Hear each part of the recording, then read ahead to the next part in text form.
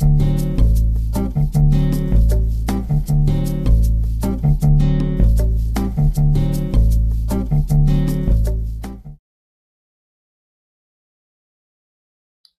and welcome to the English Box. Today we are going to talk about the future continuous tense. So let's begin by looking at the structure of the tense. We begin with the subject, I, you, he, she, it, we or they. Then we have the auxiliary verb, will, followed by the verb to be, and finally the main verb with ing. So for example, I will be arriving, or you will be watching. You can also use to be going to instead of will. This is slightly more informal and conversational. For example, I am going to be arriving, you are going to be watching, or he's going to be eating. In negative, you simply have to make the auxiliary verb negative. You can also contract the auxiliary verb and the negation not. For example, you will not be watching, or you won't be watching. Similarly with be going to, you can say he is not going to be eating, or he's not going to be eating, or he isn't going to be eating. So what about questions? For a closed question, you begin with the auxiliary, followed by the subject, followed by be, and the verb with ing.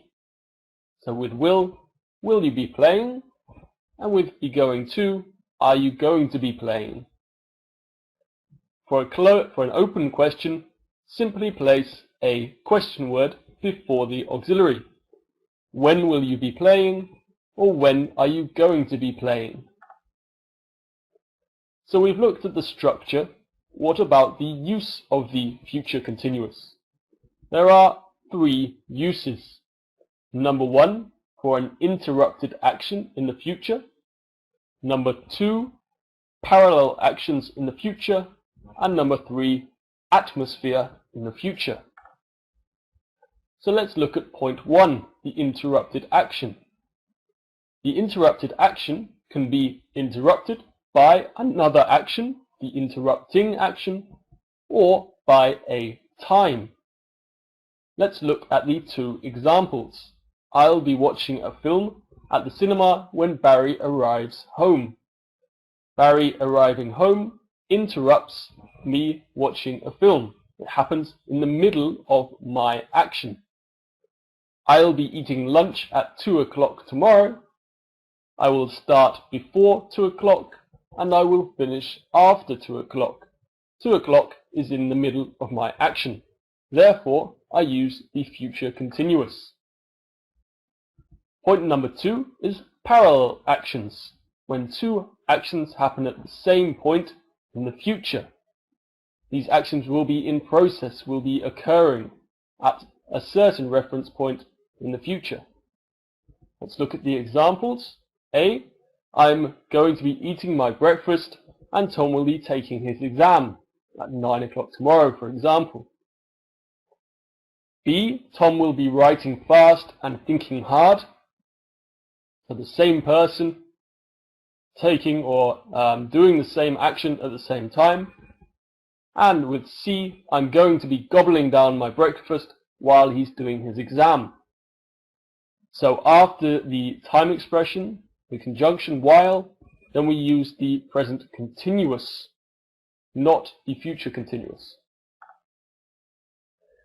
Finally, point three is a little bit more ambiguous. It's to express some kind of atmosphere. When we use the future continuous, it can often be used interchangeably with the future simple, but it expresses something slightly different. It's less static, it suggests some degree of activity, motion, and dynamism.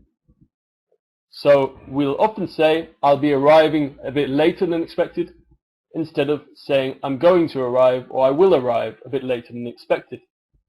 We'd often say they'll be dancing all night long instead of they'll dance all night long or they're going to dance all night long.